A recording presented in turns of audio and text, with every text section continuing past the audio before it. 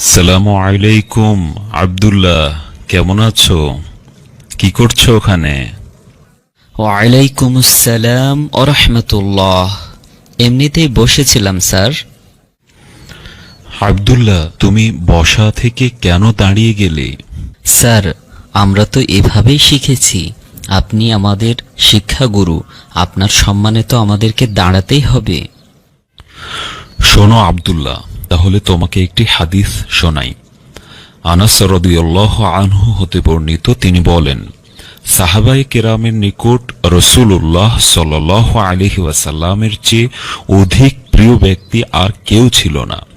কিন্তু তবুও তাদের অবস্থা এই ছিল যে যখন রাসূলুল্লাহ সাল্লাল্লাহু আলাইহি ওয়াসাল্লামকে আগমন করতে দেখতেন, তার সম্মানার্থে তারা দাঁড়াতেন না।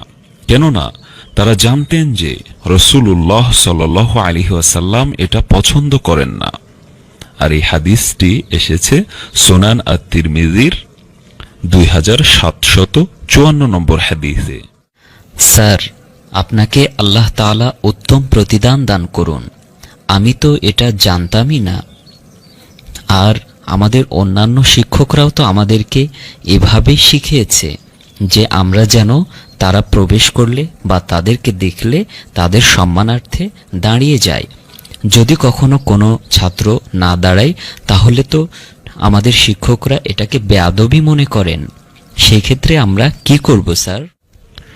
এই ক্ষেত্রে তোমাদের জন্য করণীয় হচ্ছে স্যারের সঙ্গে পার্সোনালি তোমাদের কথা বলা এবং রাসূলুল্লাহ সাল্লাল্লাহু আলাইহি ওয়াসাল্লামের এই হাদিসটি নিয়ে তার সাথে আলোচনা করা।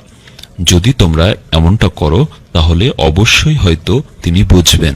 আর তোমার কর্তব্য বা আমাদের কর্তব্য হচ্ছে রাসূলুল্লাহ সাল্লাল্লাহু আলাইহি ওয়াসাল্লামের আদর্শ আমাদের জীবনে বাস্তবায়ন করা। আর সেই ক্ষেত্রে অবশ্যই আমরা রাসূলুল্লাহ সাল্লাল্লাহু আলাইহি ওয়াসাল্লাম যেটা অপছন্দ করেছেন সেটা আমরা কখনোই করতে পারবো না।